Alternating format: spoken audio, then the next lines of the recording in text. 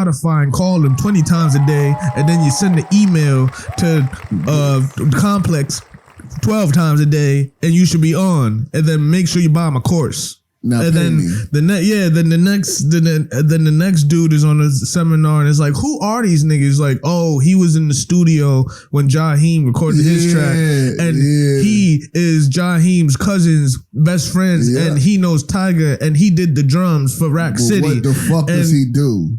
But nigga, and it's just like everybody uses their connection to like all these famous people to tell you, I know how to get you on. And it's the biggest fucking scam. And they prey on young black men that will do anything to get on, to get their dream accomplished. Sean Johnson, Sade Renee, Ohead Steph.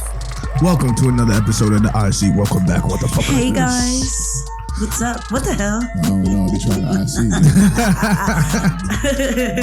IC. Hi guys. We're shaking. My fault. I'm already going too high on the energy. Everybody Why? Started off that way. You know what I mean? I don't know. I was just like, niggas sleeping? Yeah. I mean, shit. What's going on? You know what I mean? We back at it. You know what I mean? Another day, another dollar, another conversation of greatness. Yeah, we back with another episode. This is episode 30-something. 30-something. We in there. Yeah, it's like 35-ish. Something like that. It's in the 30s. How's everybody week been? Anything new? My week was a blur. I don't remember. I don't know. I went out this week, but I mean, other than that, same shit. Get up, go to work. Okay. Get shit done. I realized that like I kind of miss freedom of like, you know, like that teenager freedom when you just do what you want, where you just like wake up whenever you want. And just like everything's not so serious, you're not wound up so tight. Yeah, and like monitor time. I have to make sure I'm like so on point at work. Yeah, and I you know what I mean? Monotony. It's monotony, and I'm waking up at the same time and doing this and doing that. Sometimes I just don't want to give a fuck about things. Yeah, I think there's like a beauty in that. Definitely. There is a beauty. I'm not gonna lie to you, like. Saturday is the only day that I don't have to get up for something. And I don't know. Like I think back to like, all right, so there was a time where, you know, things wasn't going so well and I was just kind of like bedridden. And I had nothing to like get up and do because I was just sick. And, you know, it was just kind of bored. Obviously I was sick, so that kind of weighed into it. But I kind of found like, once my sickness started, I was like, well, shit, I ain't got to go to work. This is great.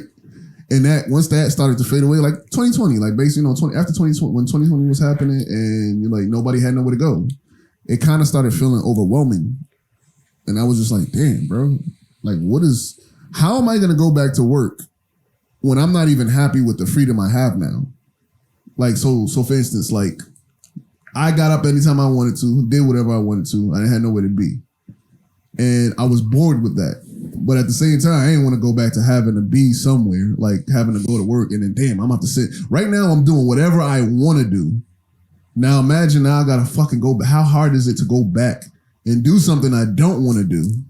But I'm not satisfied with either situations. I was thinking about it. What's the give and take? Because like, I was at work thinking about it, and it's like, okay, you go to work every day, but like, you have responsibilities and you sacrifice your freedom. A lot of people say that responsibilities is essentially happiness, because the more responsibilities you have upon yourself is the more access you bring to your life, right? And I'm thinking, there's somebody that just woke up. There's somebody that's just smoking weed, playing 2K all day. They have a shitload of problems, but they're essentially free. What's the give and take of this? Like, who's really happy? I feel like the balance. I was going to say that. I was going to say, like you, Gino, there was a time I wasn't bedridden, but I was out of commission. I didn't work, or I was just like, it was just mom life. Like, it was just like, get up, get the kids to school. And then I just had all this free time. I would paint, I would meditate. I was just like very stationary. And I was self-imposed isolated. Like I just isolated myself from the world. Yeah. And I hated the weekends. I dreaded the weekends because they felt like they dragged and I didn't really have anything to look forward to. And then when I got back into the world, I felt like it was a privilege. It was like, I get to go to work. I may not really like my job, but I get to do this. Like I have the full capacity to like do something and put something into the world. And then it was like, okay, now that you're doing that, now I got to create something that I look forward to. So I had to have that balance of like, okay, I get to have these responsibilities. And because I have these responsibilities, I get to build a world that counters that, where I feel like I'm still young, fun, free, and having a good time. See, that's the conclusion I came to. Like during the conversation with myself, like all of this is a privilege. You have some people that have been figuring it out for so long and can't figure it out, you know? And you have people that don't have access to things that can give them access to like trips. You get what I'm saying? Yeah. Nice dates out, rooftops. Even something as simple as cars. See, that's what I'm saying. A roof over your head, heat. Like that's the conclusion I came like down to. But like you'll have like I remember this one time.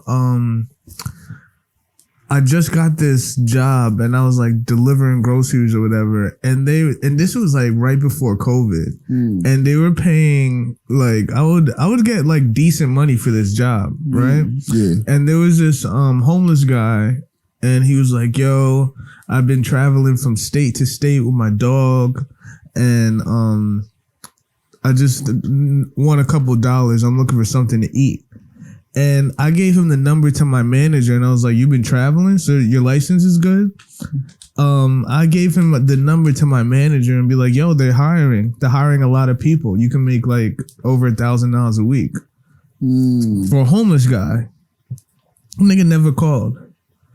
You get what I'm saying? Some people really want to be free. Some people like really don't want any. Yeah, don't like that's what they want for themselves. There's just I do shit like that all the time. There's this other time where I'm going in a Jamaican restaurant and the guy said, yo, can you buy me a meal? And I'm like, yeah, you didn't ask me for money, I'm buy you a meal. Yeah. And I get some like rice and peas. I get some like, you know what I mean? Some food. Yeah. He gets like fried shrimp and like French fries. What the fuck? And like a soda. You know what I mean? Hungry or not? That's what I'm saying. But it's like it made me realize in my head like everybody's idea. Yeah, he's not surviving. He's coasting. Yeah. You know, like it's almost like the contrast of two worlds of like, do you want to coast in leisure or do you want to fight for your freedom? Yeah. You know, you can kind of like coast through leisure in life and have a fucked up life, but it's like it's whatever. Who got the next blunt? Whatever. Or you can like fight for your freedom, and on the 24th we out to Brazil. Yeah, you know. And I see it as like some people. Like I remember, like what if everybody had? I used to think like, what if everybody just had their basic needs? Would everybody want to put more effort in life for more? Like if you got your house, you had transportation, you had food, you had clothing. I don't think this world is good. So, but I thought about it and I was just like, you know, I used to have like this weird idea about money and like getting things you need. And it was almost on some like, if we had all our basic needs taken care of, would everybody want more? And I was just like, yo, there's some people in this world that just don't want to put effort into life. They just don't want to. Yeah. They just don't care. And especially like in the field I work in, you see a lot of people who like love complaining about their situation, their lifestyle, and the way they live, and being sick, and they don't have this and they don't have that, but they don't want to put in the effort that it takes. And I feel like the universe rewards effort. Like, you have to deposit something into the world to get something out of it. I don't think all people are necessarily like that. I think we're like digging into like a certain sector that's pretty interesting. I saw this TikTok, right? Yeah. And they go like they said oh, let's all stop paying rent at once. Like, the market will crumble, I don't think it works like that. They can't kick us all out all at once. So like, let's see what will happen. Let's all stop paying our bills, right? And part of me was like, why do you feel so entitled to stay in somebody's house that they bought for free? Yeah. Right. You know? Right. And part of me was like, well, you know, the analogy with Bob Marley, the small axe and the big tree. You know, people as a collective are stronger than the actual system, so-called system, right? So, it boiled down to me having this rabbit hole like thought of just like entitlement. Yeah. Is this? You get what I'm saying? Are people entitled to just like do whatever the fuck they want? I do feel like you feel like you were born to do whatever the fuck you want and nobody can tell you shit. Not in the sense of how like the small tree, small axe big tree, where like, yeah, let's all stop paying rent, because there's somebody that's paying for that. Somebody, exactly. There's somebody that worked hard to get that, and you're fucking them up because there's somebody who put effort into building the house. Exactly. Yeah. So in that sense, I don't agree. But if I decided to live off the grid and not partake in the game, I feel like that freedom is. And also, with that being said, deal with the repercussions. I would say that's going to take freedom effort. I can have. Yeah. Like, I don't mind that freedom. Like, that freedom, I kind of understand the people that just like, not on some begging for food type shit, or just doing what you have to do to get to the next meal or whatever. I don't think I could do that 100%, but I kind of understand the sentiment. It's just like simplistic. Something beautiful about simplicity. Like, not having all these things and all these deadlines, all these it's like the traveling guitar artist. Yeah, you know, something beautiful about that. Yeah, the traveling guitar player that's just like playing, collecting the cash for his next meal, and just like following spirit. Exactly. Yeah, I like that. I like that idea, and I don't know if I commend, but like, hey man, if that's the type of life you want to live, that's more power to you. But when it comes to like, oh, you know what, I don't like the way this system is. Let's fuck it up. On some anarchist shit. I understand the sentiment, because there are a lot of things in place that I don't agree with, but at the same time, there's people that, you know what, they don't like it either, and they decide to bear down and play the game hard and build something for themselves where it's a little bit easier for them. So now that you come along and you feel like, oh, I don't like this game, I'm gonna fuck it up for everybody, let's band together and destroy it and fuck the people that spent their life work. But it's funny to get here. I don't know how I feel about that. I do know how I feel. I feel like it's pretty shitty. Yeah, I think like it's weird because I feel like this world loves making up their own definitions of shit. Yeah. Like, anarchy is really just people who are self-governed. And a person who is self-governed isn't going to fuck somebody else's shit up. Exactly. Like, they're going to be conscious that, yo, I built this, they built that. Yeah. We can work together. Like, we don't need someone over us.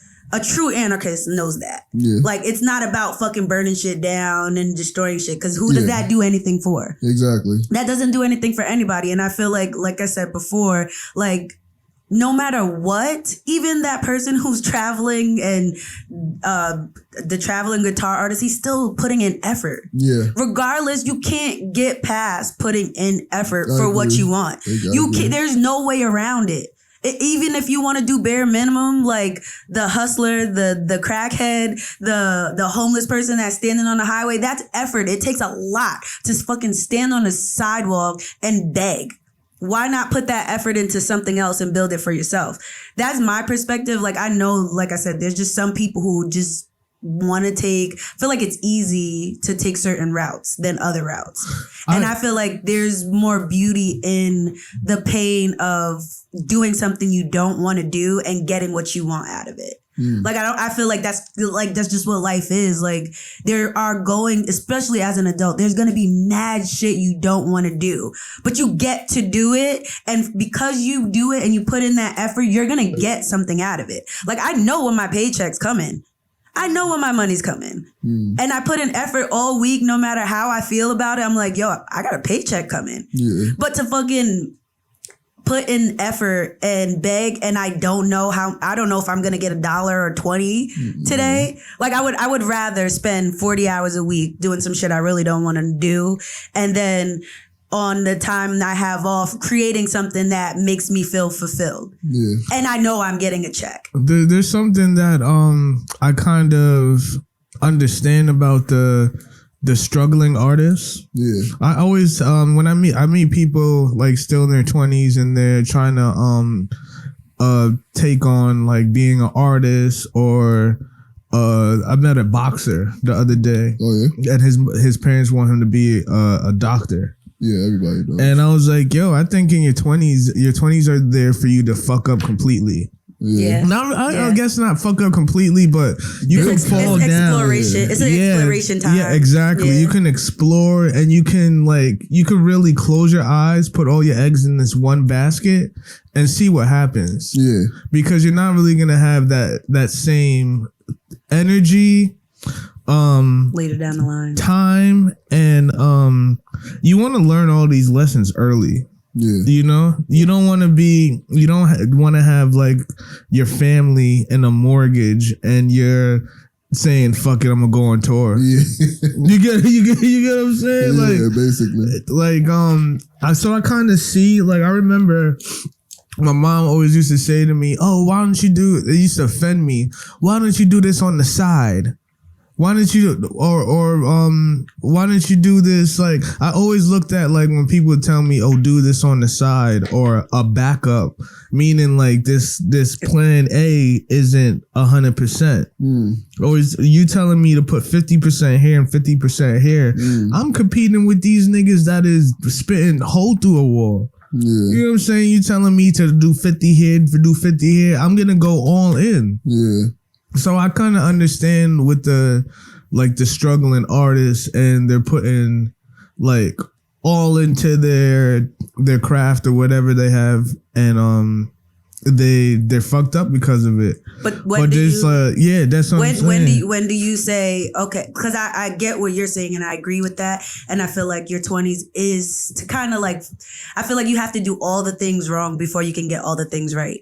Yeah. And I feel like you're kind of figuring out what kind of adult you want to be in your 20s. Yeah. And you're going to fuck up. Like, it's natural to fuck up. But it's like, okay, at what point do you get to where you're saying, okay, I need to make some hard decisions and I might have to do some shit I don't want to do to really get what I want? Yeah. Or like, how much effort am I? Because like, you see people who are just like, yeah, I want to be an artist, and they're not really putting in 100% to be what they say they're trying to be. They just don't really want to do anything. Yeah. So it's like, when do you keep it a buck with yourself? When do you keep saying, like, I'm just being a rebellious teenager at this point, and I just rebelling against the system, raging against the machine, and I just don't want to be told what to do, but I gotta ask my mom for money to fucking pay my car, or I gotta fucking sleep on somebody's couch. Like, when do you get tired of that? When do you kind of like take a real look at what you've learned, what you've done, and what's next? Like, do you just keep doing that? There's also a tipping point I noticed. Yeah, definitely. Like, all of the artists that they take it to a level where it's just like, but you have to be putting in the work. Yeah. Like, you're putting out like a CD every month for 6 years and nothing's working. Yeah. And you've just put so much momentum into your craft that they're like, metaphorically and maybe literally, like, life forms almost like a tipping point to where it's like, you've done so much work, so much groundwork that something has to fall over. You get what I'm saying? And a label hits you up. Yeah. Or you walk this way and they're like, oh, you're the person that puts out a song, an album every month, right? Yo, come with us. And you in the club and then you meet Jay-Z and there's a tipping point, but it gets really bad for that tipping point to happen. So, but it also takes a lot of effort. So I'm gonna say this, like as an experience, from my experience, I kind of I see. This is the thing. I feel like in my 20s, I never fully committed to being an artist the whole time, and I live with a regret because of that. I joined the military at like 20 years old because like I was all right. So I was approached by labels since I was like 17 years old. When I was in a group, we got approached by MTV, J Records, Sony, and things didn't go. It was like always a toss up. Like maybe we just always was left on standby. Then I got to that tipping point you were talking about. I moved out at the age of 17, so I was living on my own. I had responsibilities at fucking 17 years old, rent and all that, and a girl that I was trying to take care of and all that. And joined the military. I spent 5 years of my life in the military. And when I came out, I felt like, my nigga, I wasted time. Even though it was a great thing to join the military and it gave me a lot of benefits. It gave me things that would allow me to financially be stable. But at the same time, I felt like, man, if I would have just sacrificed my time or just bear down on the music, so basically my point is, I ended up feeling like once I got to the point where it's like, I could have done something. I don't like, you could have like, did something more. I feel like maybe nobody will ever be able to say like, yeah, you would have, or no, you wouldn't have. Right. Because I feel like the talent was there. Obviously, like being approached by multiple labels. Even when I got out the military, I got approached by labels and things were, there was a chances, you know what I mean? But I don't think people realize how many variables have to align up. Yeah. It's a lot. It's a lot. When I looked at like what Interscope was doing behind doors, they had like 800 kids signed. Jesus Christ. And Kendrick Lamar came out. Yeah. You get what I'm saying? On Def Jam, there's mad niggas signed to Def Jam and none of them see the daylight. And you're around. It's like a game of probability that have to align in your favor niggas have to fuck with you. You have to look marketable. Mm-hmm. People have to believe you. There's so much fucking the talent has to be there. Mm-hmm. And you need I want to talk about this. You need a nice balance of treating your art like sport and like craft. Yeah. Mm-hmm. A lot of niggas that we see, like especially in our town, they treat that shit like sport. Mm. Their album doesn't tell a story. You get what I'm saying? They just put shit out. They're putting a bunch of just shit out and they're like, oh, bucket. I don't get somebody to do the cover. Buckets. You know what I mean? Let me take a picture with him. Score. You know what I mean? It's sport for these niggas. But then you have other artists that are like picking color palettes for their CD cover, and they're going through Renaissance art. It's like intentional crafting. Yeah, they're really developing and crafting this shit. Then the music videos come into play, and this comes into play. Yeah. But they don't treat it like sports, so they're not posting every day. You get what I'm saying? Yeah, and that's the thing, and that's. There's too many variables. Too many variables. Yeah. It's too many variables to know, but it's still that knowing. One thing I will say that I feel like that knowing thought of like, what if I did this instead of that? It's like you're gonna be plagued by that. Yeah. So it's like do it 100%. Yeah, do it. Put your all in. Like go hard or don't do it. Never fucking think what if. Yeah. Or seeing somebody like years like damn that could have been my slot. Or was this my slot? Or what I had just, like you don't want that. That fucking uncertainty, like it's almost paralyzing. Yeah. Because it's like now I'm in a state, well, obviously I'm going to school and I've picked up another field and I'm excited about this. So I'm lucky to have music as my first love, but not my last love. So there's a lot of people I see today that are like my age and we were in the same, I guess you could say, what is the same classmen, like same time, arena. Same arena, and they're still wondering what if, and they're still going, and it's just like, I think you got to take that what if a little deeper though. because a lot of times you see people, they want to rap and they want to be famous, and it's strictly because of vanity. They want people to glorify them, maybe because they had some traumas with their father. You get what I'm saying? Or problems with in school. It's like, what's your why? How people seen them. Yeah. You know what I mean? Yeah. So yeah, exactly. Your why. Your why. Like if it's like you're a person that just wants to put out really good art. Yeah. You can still put out really good art, but if you're somebody that just always wanted to be famous or always wanted to prove prove people wrong, there's something hidden under that. Yeah, you're doing this because you always wanted to be famous. You're trying to fill a void. You're trying to fill a void. Yeah. And I don't think that's a good reason. I'm not gonna lie. That definitely was. I say if you know the reason, if you want to be famous because you feel like you're not enough without being famous, at least you know why. Yeah, but then it's like that song that Jay-Z, the fame is the worst drug. What that Fame song he put out? It just reminds. It's just like, bro, at some point you're not gonna be like relevant. At some point, it's inevitable. Yeah, and that right there is just like, when it gets to that level, I would be scared of that, because to be famous and that be the void that's filling something inside you, instead of like, that means you're always going to be empty. That's just like putting candy in the place of yes, right. So I don't feel like that should be the reason. I had that problem at one time in my life until it wasn't. Until I like really did some work psychologically and with my mental health, and I was just like, why do I feel like I need that? And then it got to a point where I didn't want to be famous. I honestly was like, that's what the whole idea I had of a masked artist. I wanted to create music to like connect and just, I don't know. I had a love for the art. I still have a love for the art. And it's something I feel like music creates soundtracks of life.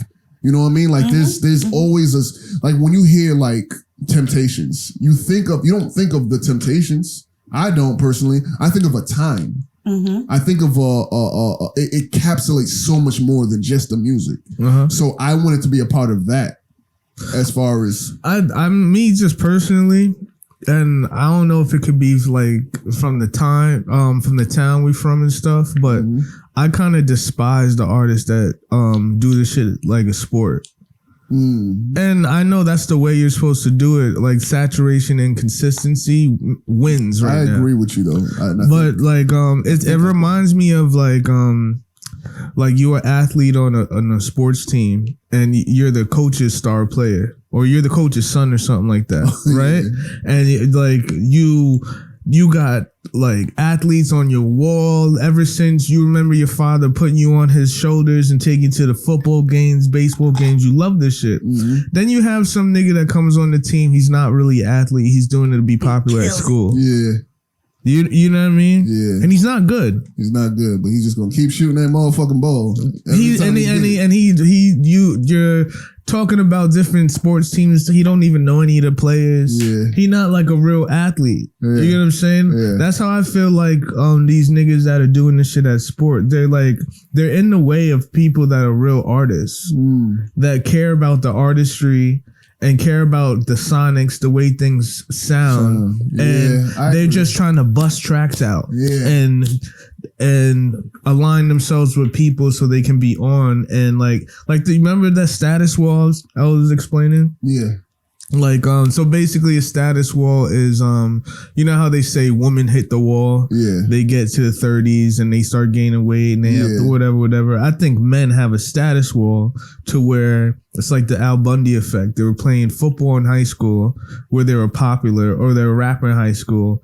They disconnect from college or high school or wherever that crowd was, and they're still trying to maintain that same identity, their self-worth through that identity, when their self-worth in your 30s is being a man, is building your resources and your network, right, and your morals. And they get hit with that status wall, and now they're still trying to perform the sport of artistry, or they're still trying to align themselves, or even the status of being the party promoter. You know what I'm saying? And you can't drink like how you used to, but you still telling people about parties and bottles and just like, and it's running you down, but you're hitting the status wall. You need to upkeep your status. I think that's a dangerous thing. It's I guess it goes for like a question of why are you chasing whatever dream it is? You know what I mean? Especially when it comes to the artistry of music. I found music to be kind of like intoxicating because it was just like the environment is just girls, money, music, alcohol, drugs. You know what I mean? That place right there is just like, it's something for a man, I think, especially, it's intoxicating. And it's like you can lose track of the reasoning. Like, do you remember what, like, when you started making music? Like, for me, when I started making music, it wasn't even music. I was fucking a weird kid just, like, writing in my journal. Like, I had a journal where I would just, like, keep track of shit that I was thinking and, like, slowly turn into storytelling. And then I started creating stories, and then stories turned into poems. And then a beat would like, okay, this made me want to write some more. And then I started writing rap. You know what I mean? Like, it just, where did that want to like come in? Like, what started it? That's See, what I'm sorry. No, it's okay. Why I turned disenchanted? Like, remember with me, I started making beats. Yeah. Then I started engineering people on my beats. Then I started rapping. Then I started doing the videos. So I do everything from like the micro, then turn it into macro. Yeah. You know, we'll think of from the sample. We'll think of a sample that we want. Yeah. And then go all the way into how we're gonna shoot the video, and then like put it out. So the whole process, and me naturally, you know, it's weird. I always like, I just have this like rock star thing where I'm just always like woman, drugs, just like partying. Like, I don't know when that shit is gonna go away. I feel like that's, you know why I don't know why you think it is, but I don't hate to be assumptuous, but I feel like those are the elements of like pure when you intoxicated, like there's less inhibition. You know what I mean? You're kind of your real self, right? And I feel like it's annoying desire for like real shit, like the day-to-day mundane shit of like routine. Hey, how's the weather? Like, I don't give a fuck I don't want to talk about that. You know what I mean? It's like wanting that fucking the deep raw connection, and I feel like that's, as humans, that's what we want. It's connection. But so like the part that disenchanted me was the manipulation of behind like the closed doors, like the labels, the politics. The hierarchy, the politics, nobody's the real friends, like all the shit that like Kanye was talking about, how like they're putting like these like I think unsigned rap culture is the biggest scam ever. Like, they'll have seminars of like, yo, if you want to be on, you better put your song out 10 times a day, and then go to Spotify and call them 20 times a day, and then you send an email to Complex 12 times a day, and you should be on, and then make sure you buy my course. Now and then the next dude is on a seminar, and it's like, who are these niggas? Like, oh, he was in the studio when Jaheim recorded his track, and he is Jaheim's cousin's best friends, and he knows Tiger, and he did the drums for Rack City. What the fuck does he do? But nigga, and it's just like everybody uses their connection to like all these famous people to tell you, I know how to get you on. And it's the biggest fucking scam. And they prey on young black men that will do anything to get on, to get their dream accomplished. You know what it reminds me of? It's like, that's like some fake shit, but it reminds me of like a meal, like a high end restaurant. Mm-hmm.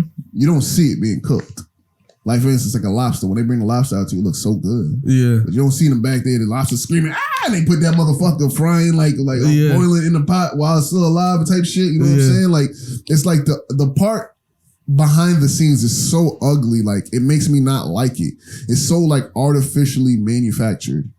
For instance, like, remember like when we first were trying to get on, and then you to get like one of them shows was like, you gotta buy your spot and then sell the tickets. My nigga, that was the biggest fucking scam. So, and then all it is to make the main event artist look like he has like a big ass crowd. So Sade, it'll go like this. So they'll say, oh, you want to perform?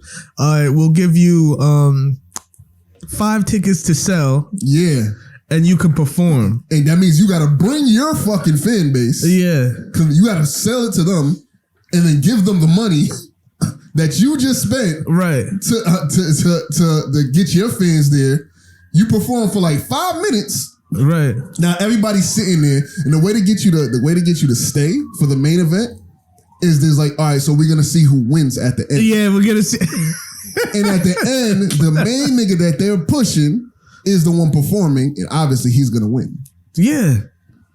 It's just like I don't know, man. That shit right there made me not lose love for the industry. It's like the biggest scam. And then when you get closer and closer to the Wizard of Oz, you figure out that's even more of a bigger scam. Shit. That it's like it's almost like devilish the way they're manipulating people. And I don't know. There could be people on their side of the industry is like, oh, I don't know. It seems pretty good over here. I doubt that. Yeah. I doubt that. I really do. I don't think like you'll probably get people that are in like a comfortable place within the music industry behind the scenes because they have all the right connections, but them motherfuckers have vampire too. Yeah. Do you get what I'm saying with the analogy? Like a lot of it is like it's on some bottom feeder type shit. Yeah, bro. A lot of it is people that don't have like a good moral compass. Well, man. Can I do my goddess thing right now? Because I'm listening to y'all talk and I'm just like thinking, and I always think this because I'm a music lover. I grew up in the choir, but I'm a different type of artist. Like, I feel like I'm a creative, but I also, like, I'm an illustrator. I was always a storyteller, drawer, and I get like being disillusioned and just the bureaucracy can kind of kill the artist. And while y'all was talking, I just thought about it, and I get why, like, you guys become disenchanted or you feel the way you feel, because it's vampirism on Black essence and spirit. Music is who we are. Like, we can't help but do that shit. Like, you remember in the lunchroom, niggas making beats on the table? Yeah. Like, we just can't. It's just something that we can't help but to do. And there's almost like this dreamscape that they build. It's almost like they're selling tickets to your dream and they're utilizing your magic to make that dream come true. And they're telling you, yo, buy this ticket, let me, and I can make your dream come true. And it's really you that brings in the money. Do you get what I'm saying? Like, it's the Black essence and spirit of music, the drums, the crafting, the voice, the tones, the frequency. Like, music is really powerful. It is. It's so powerful. And it's just like, we naturally do it and we naturally make it. And they're like, they built a system to capitalize off of that, off you guys. And it's like, you guys, it's like when you're a young Black boy, like I see it with like my son and his friends, like, you're told, well, a lot of people tell you, like, you're either going to be an athlete or a rapper. That's your way out. So, like, Black boys, they go dumb hard. They either, like, I see a lot of Black boys either become basketball players, football players really early on, and when that doesn't work, they jump into music. Yeah. Because it's like, it's natural to us. We're natural powerhouses. Whether it's creatively or athletically or physically, we dominate. Naturally, like, we can't help it. And then when that shit becomes like this capitalistic political race to the top, it breaks that. It gets ugly. because it's no more. It's not natural anymore. Yeah. Now it's becoming mechanical, and it's becoming like this. You're being put through a machine, and it's really hard to maintain that purity of spirit and power when you're being put through a fucking capitalistic machine that's benefiting off of it. I think it's a lot of times, a lot of people in survival mode. Yeah. So like say, for example, you get signed to Def Jam, right? Yeah. And your budget is $700,000.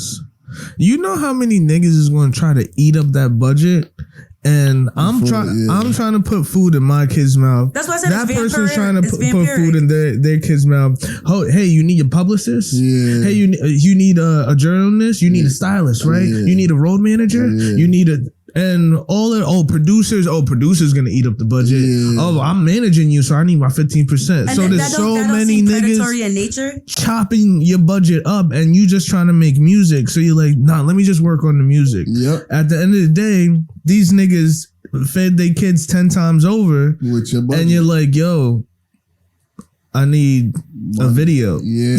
You get what I'm saying?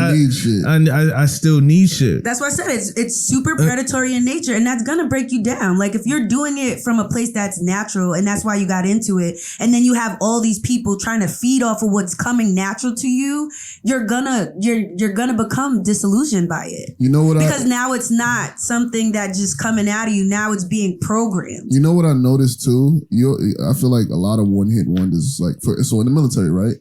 When you get kicked out the military, a lot of times it's because of failure to adapt.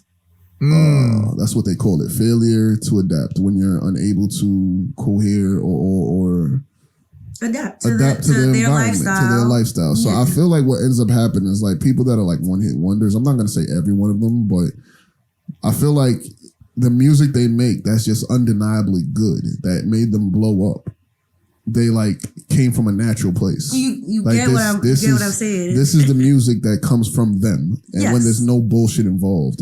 And then when the mechanical machine gets involved, they fail to adapt, because it's like, I can't recreate something like this, but y'all are trying to force it out of me. You get what I'm saying? And then it becomes predatory. And it's like, this is not how... They're vampires. This is not how this music came out of me. Think about every artist... to be coming out like this. Sorry. Think about every artist before they became like publicized and they got on. Yeah. Like think about 50 before he got on. Music was undeniable. Think about Nicki before she got on. Like all of these people, there was just something fucking natural coming from them, and then the machine turned them into something else. Yeah, and I really respect like 50. I don't know. Y'all need to read his book. That's the realest. That's the realest book I've ever read in my life, and I feel like every young Black person needs to read that book, because he. And I was gonna say this earlier, like as natural creators, you transmute it. Like it's not gonna look the same when you turn your 30s from when you're in your 20s. So it's like, yes, the machine can break you, but you have a spirit that is unbreakable unless you allow it to. And 50 Cent is the perfect example of taking his artistry and maturing and growing with it and not allowing the machine to break it. And he infiltrated the system, and now he's built something that's just like, now he's creating something different. We have to remember that these people are dealing with manipulation at like the most elite level. Yeah. Like this is a fact what I'm about to say, right? I know somebody, he got a job, I think it was like either Atlantic or like some record label, right? He got to like this high profile job. He was like an executive there. The first thing that they do is fly him to a private island so he can learn manipulation tactics. It's psychology. It's a lot of it's psychology. That's wild. But that's what I'm saying. You got to be strong in mind. And like just seeing how a lot of these dudes just know how to like motherfucking maneuver through people and have people do whatever they want. Predators. It's just like it's at an elite level. It's almost like on some like when people say mind control and it sounds like but it is though. Wooey, like it's you just know what not. I'm saying? It's when people hear that they think of like on some like magic shit, but it really is that. Yeah, it really is that. It's like mind control is like repetition. Yeah, you get what I'm saying? Like little things of an idea. Yeah, like muscle memory and like just courting you to believe in certain. It's like grooming. Yeah, grooming. It definitely is grooming. Grooming. But that's what I was saying. Like we as Black people, we're behind. Like economically, in almost every way imaginable, except physically and spiritually. They're capitalizing off of that because they're light years ahead. They know what we can do. They know what we're capable of. I think I heard Dame Dash say it like, they see us and they call us black gold. Like they're mining for niggas' spirits and fucking natural abilities, and then they do that, and they make you think that you need them more than they need you. Dame Dash's theory, I think, is the only theory that still works. He basically says the nigga that got money is the nigga who's the real boss. It's all the kid. I think all the kids that are winning now are running their own ads and they got money. Like anybody that's on knows somebody close to them with an endless pocket, or is signed to a label where the investor has an endless pocket. I really don't think there's I could be wrong, but I don't really don't think there's no broke niggas getting on with like no fucking gang behind them with mad money, or some motherfucking kingpin nigga with mad money that can pay for ads, that can pay for this, pay for that. But that's why I like this generation or this time that we're in, because there's a lot more opportunities to like come up without the system. Yeah, like I feel that like Dame Dash way is the legit way to do it. That's why I really respect like a lot of the YouTubers and a lot of the kids just coming up on their own. Like there's kids younger than me buying their parents' house. Like, and I like that because it's almost like taking the power back from the so-called system and building their own. Like I really like where the world's going as far as that's concerned, because it's like you think about NBA YoungBoy, like he doesn't need to be signed to anything. Like he does all that shit by himself. Yeah.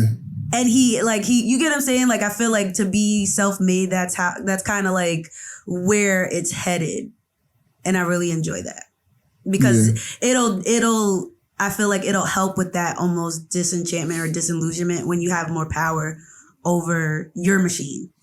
Part of the reason for us making this show is that reason that like I'll see dudes, they get like we know a bunch of people that have been trying to do this shit for a while. Yeah. And we'll see dudes that have been on MTV.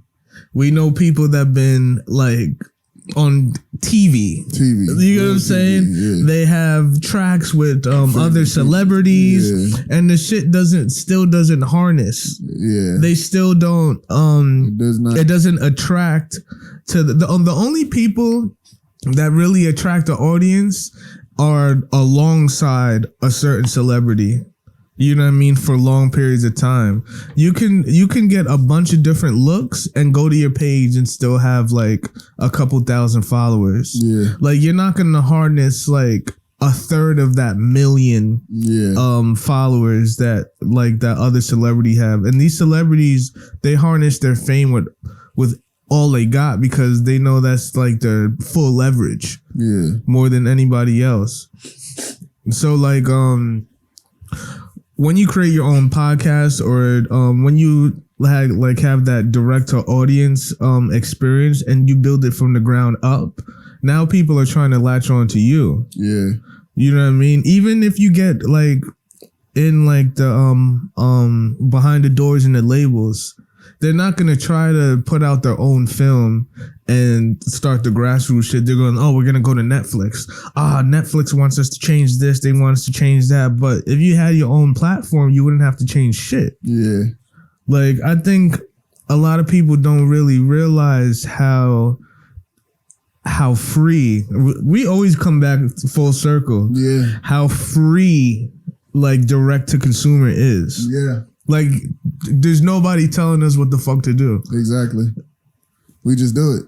But you gotta put in mad effort. Yeah, you gotta start on. We come back full circle. There ain't shit happening if you ain't putting in that fucking work. Yeah, you can't stand on no corner with a fucking cardboard sign. Please listen to my podcast. All right, that's why we got 10 plays now. You know what I mean? That's why motherfucker got 10 plays now. Yeah. And you gotta keep going too. I feel like people give up too soon. They quit too early.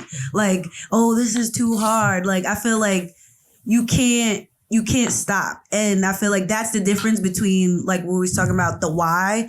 Like it's like, why are you doing that? But when something comes from inside of you and you can't help but create, you're gonna figure out a way to create. That's a fact. You're not gonna stop until you create some shit that you can be proud of, and you're gonna keep going, and you're gonna be tired and you're gonna have a whole bunch of other shit to do, but you're gonna do it. Yeah. You're gonna make it happen if you really want it. Yeah. And if you don't, it's like, even someone who's just like, for whatever reason they're doing it, I applaud people who just have that relentless, like, even if it's like, because I know somebody who just really wanted to be famous. Who she just had to, she told me, like, I want this shit and I need you to help me. I watched that bitch do it in a year. I watched her, but she just put in mad work and nothing, even if it's fucking you just want to be famous. You just gotta be relentless about it. Yeah. You gotta put in effort. What I noticed, like this is a big one for me. Sometimes I feel like I didn't really speak up as much as I should have. I think everybody gets the opportunity and everybody gets the chance, but it's not given to you like a chance. Yeah. Sometimes you have to mold the chance. You know what I mean? Mm-hmm. Sometimes you have to speak up for yourself to get the opportunity. Sometimes you have to argue with somebody to get the opportunity. Sometimes you have to curse somebody out to get the opportunity. Sometimes. But it's still an opportunity nonetheless. Yeah. You know? Mm-hmm. Like some people think like one day they're just gonna get a call from Jay-Z and they're gonna be signed to Rockefeller. Yeah. Maybe you had to argue with this person and let them know why you should have been the one to do that and that should have been the one to do that. And now Jay-Z's barber is talking about you because he doesn't like this person. Let me hear who you don't like. And now you sign. You get what I'm saying? Yeah. But it's like you said, you got to shake up the snow globe. Yeah, you got to shake. Sometimes an opportunity is not just a straight opportunity. You have to like really speak up for yourself. Grab it. Take the opportunity. Fuck shit up to like get what you want. Shake up a room. Yeah, I agree. I don't really have the answers. I'm still on to like what would be the right way, but I guess we're gonna find out. I feel like there's still an unwritten chapter in our books as far as this entertainment business, and I have a good feeling with experience of failure so many times. I feel like I guess we'll see if we learned our lesson. But I think that's a part of it too. Like you have to be willing to fail to figure it out. Like the path unfolds. Like what both of you said, like you kind of have to step outside of that comfort zone and that fear zone into the fear zone and shake some shit up. Yeah. And you got to fuck up a lot to get to what's right. And it just almost like everything kind of unfolds, but you got to keep putting one foot in front of the other. I don't even think it's fucked up. I just feel like it's kind of like I don't know if anybody's in the plumbing or piping, not post.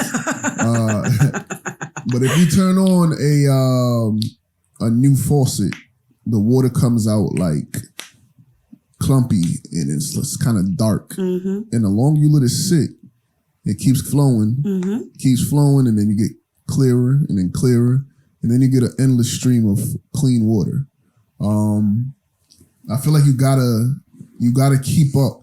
If you turn on that faucet and see the clumpy water come out, like, nah, this ain't it, and turn it off, it's gonna stay like that. Exactly. But if you keep going, it's inevitable that eventually you're gonna start getting a clear stream. Yeah, don't stop before you hit gold. Yeah, there's not, when you really think about it, like failing is really just stopping. Yeah. Like much. I remember I read it from a book, so I forgot what basketball team said it, but the basketball team lost, right? And the announcer was like, why do you guys think you guys lost today? And he was like, we didn't lose, time just ran out. Yeah. You know what I mean? And it's like when you look at it like that, when you look at things like perspective. Like it's like, are we losing because we're not getting the plays we're supposed to get yet?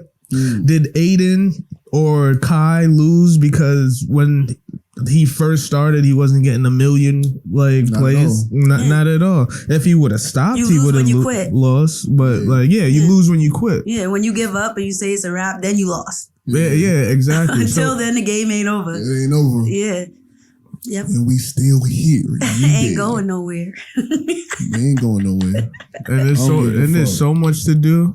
So much. I ain't gonna lie, bro. Like, I'm just scratching the surface. I'm still I still be having rhymes in my head, bro. It's kind of like when I seen Weezy. It was like, asked Wayne, it was like, you think you're coming at the end of your career? He's like, I still got rhymes that just keep coming in my head.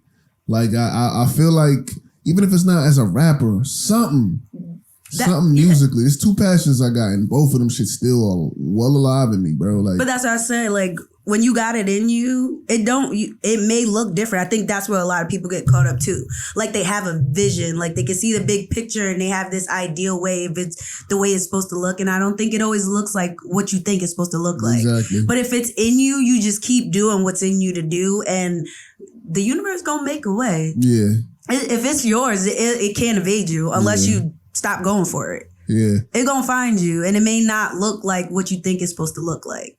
Agreed. Like, I know, like I said, I'm a creative, and I used to think that it was supposed to look one way, and it just keeps coming out in all these different ways, and I'm like stumbling to shit that I never even thought I would want to do. But it's like, oh, okay, this works, you know? Indeed. And it's just like you said, you just gotta let the faucet keep running, let that spirit keep flowing and doing what's inside of you to do. Mm-hmm. And I'm not gonna front, it's a little different when you're a little older, because like it was a better feeling for me, at least, when I was a kid and I was looking up to all these artists that were older than me. Yeah. And now, like, all the artists are like younger than you. Yeah. And it's just like, they just seem like your little brother's friends. Yeah. You know what I mean? And it's like, you don't want to hang out with your little brother's friends. Exactly. But you don't look at your little brother's friends and like, they having mad fun. Like, that shit cool. Like, it don't like inspire like this, like, they still can't come out and play with us though. They can't, but you know what? It's funny, like, I have a 15-year-old and he listens to these little niggas. And I just listen to them and it just like, I don't know, it just gets me really excited and it just sparks the child in me. And it's like, I remember feeling that pure fuckness, like, fuck it, like, and it just makes me want to keep living. Like, I think now it's like it's different and it's weird because all of these different rap genres have turned into their own sectors. Like Fabulous and Jadakiss and Cameron and Mano and Jim Jones, they're all in this old school New York sector. People still listen to them. Yeah. Then you'll have like people like Griselda. They're still making like old school hip hop shit. People still listen to them, but they're kind of like new age now. They're not really in the realm of like Fabulous and like Joel Ortiz. They don't really make themselves too old school. Yeah. You get what I'm saying? And then you have like a whole sector of like these white boy rappers that rhyme intricate. Yeah. You know, and people listen to them. Yeah. And then you have the Lil Uzi Verts and like Rockstar all shit. Of the Rockstar shits. People listen to them. And it's like there's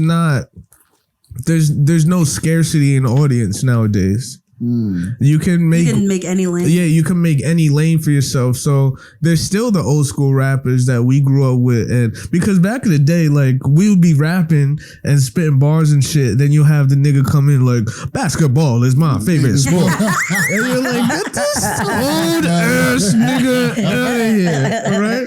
But now there's niggas listening to basketball is my favorite sport. You get what I'm saying? Niggas.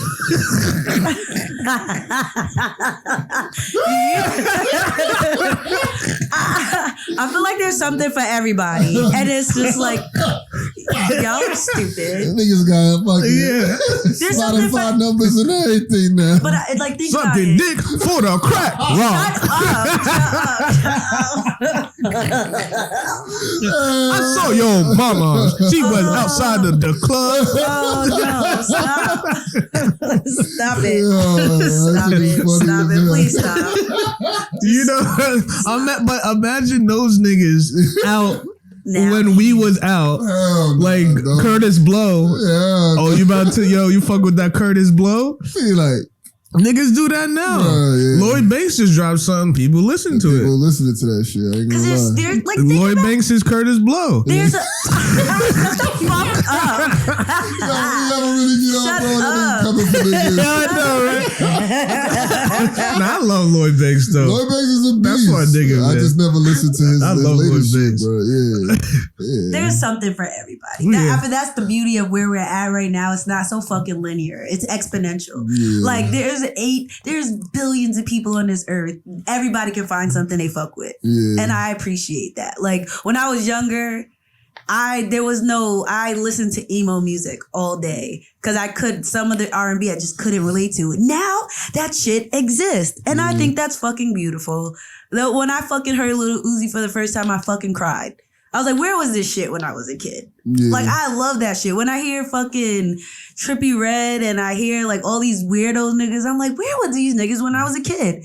I appreciate it. Like, I may not fuck with all of it, but I get it. Like, I really get it. And it's just like, I won't be that old head that be like, oh, turn this shit off. Like, sometimes I feel like that, but it's just like, it'd be the time of day. My son tried to play that shit early in the morning. It's like, not right now.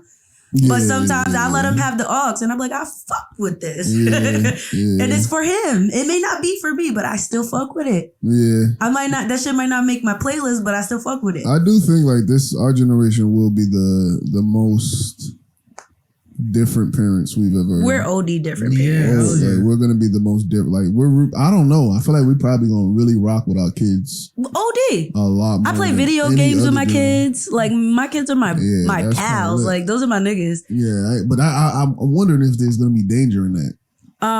I think maybe just you have to like maybe blurred lines. Yeah. I think like I see a lot of niggas boxing. Our parents, I'm gonna say our parents had these strict boundaries. Like, I'm not your little friend. Yeah. And I honestly, like, I know it might sound a little weird, but I think that there's levels of relativity.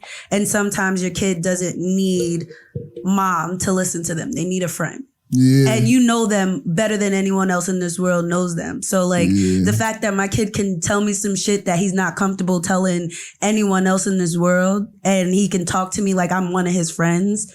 Like, and I don't mean like how he talks to his friends. I mean just like in this familiar way where he's not afraid of my judgment, but he trusts my judgment.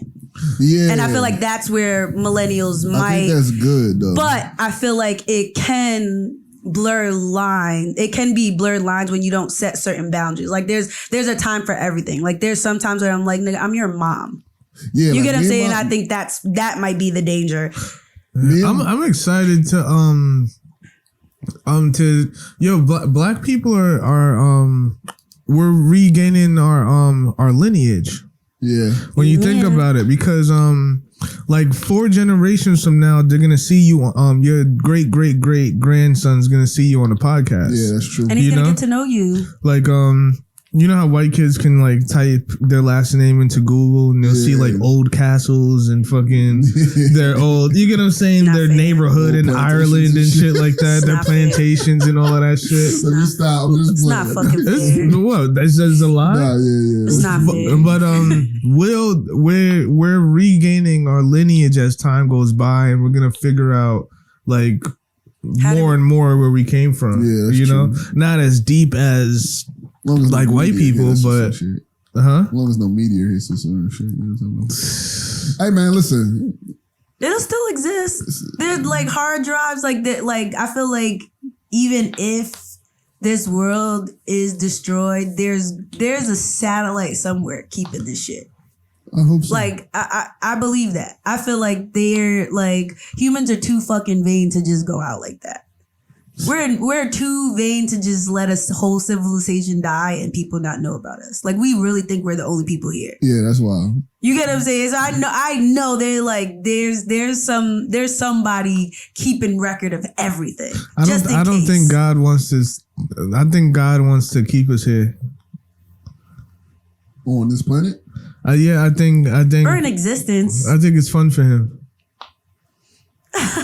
That's a whole nother conversation, though. It's crazy. I ain't gonna lie to you right now, bro. I know exactly what you're saying. Let me just get this last point over. I was gonna say back to the like different relationships. So me and my brother are 10 years apart. So I'm 34. My brother's 44. And my mom, I'm not gonna say how old she was when she had my brother. That nigga look young. Yeah, he look younger than me. But my brother and my mother have a different relationship than me and my mother had. Mm-hmm. Like, my brother and my mother can sit and like chill together because they just like that. They like, granted, it's a personality thing. They're more like mild tempered people, just laid back. But me and my mom, like, it's more of a like, I don't want to say authority, but like, that's my mother. You know what I mean? It's more as like of a child to a mom. Yeah. So it's like the relationship is different. And I'm just the thought of ideas thinking like how parents are gonna be or how we're gonna be as parents. I feel like we're more understanding. Very. We're more so like we have more grace. More grace. And like, mercy towards exactly what they're going through. Exactly. So I feel, and then plus there's a lot more information out there. So I feel like it's going to be interesting to see how society is from like 50 years from now. Yeah. Like, you know how like we like parents are revered in a different way. I feel like that we're going to actually kind of lose some of that. No, I think it's gonna look a little different. You are. Yeah, I don't want my kids being loose. I'm not gonna front. I don't want my kids being loose either, but at the same time, I definitely don't want them to defend me. Like I had to defend my pops. Yeah, right. I don't want nothing close to that. Right. So I feel like it's gonna be different, and I'm just. But what if your son just walks around like what my dad gonna do? Hit me? I don't care. See that type of shit. Like, listen, you can get these hands though, so I don't care. Like, but do you get what I'm saying? Yeah. Like he can always. But I don't think I'm gonna have like my relationship with the kid won't be that way because it's on some like so with my mom it's like I didn't fear my mother. My mom, it was like I feel like she was like she was just always there for me. So it wasn't like what my mom gonna do. She ain't gonna do shit. It was on some like, damn, I don't want my mom to think that of me. You know what I'm saying? I feel like that's gonna be the response. Like I don't want my mom to look at me like that, so I'm not gonna do this. Yeah. So that's the type of shit that I feel like it would be. Like if you just have an unruly kid, I feel like that's respect over fear. Yeah. Yeah. Yeah. And I think that's it's dangerous when anybody doesn't respect you. Yeah. In a relationship, if a girl doesn't respect you, that relationship, pack it up. Yeah. If you're like anything without respect, don't have no chance. That's why if I have like friendships and then like before it was a little lighthearted with like friendships. You know, like we would diss each other and like, you know, we play around, smack each other in the head and shit. Yeah. Now at this age, if I feel like you don't disrespect me, I cut you off. Yeah. Like it's over. Nah, because that's like gonna go somewhere that's not. Yeah. Even if that shit is in my head, I feel like I have a good critical thinking mind to know that this motherfucker does not respect me because he did that. Yeah. You know what I mean? Yeah. Honestly, I feel like you need to be that way though, because it's like, so for instance, like let's hypothetical situation. There are things, just we can use racism. Like racism's like the nuances of racism. Like, so like when a non-black person or non-POC doesn't notice the undertone, the racist undertones. Microaggressions. Like that, like you see it, you got to trust that person. You know what I mean? Like what do you mean? So like when we go to a place and like say if you white and I'm black or whatever, and we go to a spot and I'm like, yeah, I don't feel comfortable here, bro. So it's like, why? It's that type of vibe. Yeah. You just need to trust me. Yeah. You know what I'm saying? So in the same way, like with that, I know it's a little far stretch of an example, but there are undertones of disrespect that like don't even be that deep. So I won't even tell another person why I don't fuck with this one person. I'm just like, because it's like, if you tell it to somebody else, they'll look at you. They're gonna think you crazy. It's microaggression. Exactly. It's microaggression. It happens at work. You know what I'm saying? So it's just like there's things that's like if you explain the story, niggas will look at you like, bro, is that? It's not that serious. You gotta like, nah, but if I know you as a person, I was just in a situation like that too, I did try to explain it to them. You know what I mean? I remember. Is the one you told me about? Yeah. All right, so that's why I was saying, like, if somebody else did that doesn't know you heard the story, they'll probably think you were overreacting. But being that I know people that can sit down and like really analyze the situation with me will be like, nah, you're not overreacting. Exactly. I would distance myself. Exactly. You know what I mean? Exactly. Because if they felt, but if you feel comfortable enough to do this, that means you think of this person as a certain way.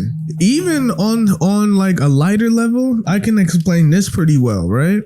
Like, if somebody sees you as a brother, brothers fall out. Like brothers have, I'm sure you and your brothers have like communication problems all the time. Like sometimes my sisters, but but sometimes you talk, sometimes you're just not seeing eye to eye with somebody. Yeah. When somebody does not owe you the communication, they don't respect you. They don't respect you at all. Once niggas is willing to leave it broken, fuck it, I ain't picking it up. Exactly. They don't respect you. They don't respect you. And that's like with that analogy, you don't really have to go deep into it.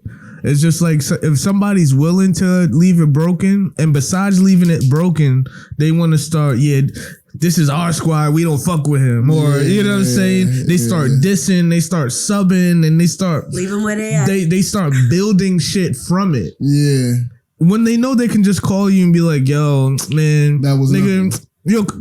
Come out, niggas. Exactly. Like stop, like stop fucking around. You know what I mean? We're not gonna see eye to eye all the time. It's not that deep. Niggas that leave it broken don't respect you. Exactly. Bottom line. Exactly.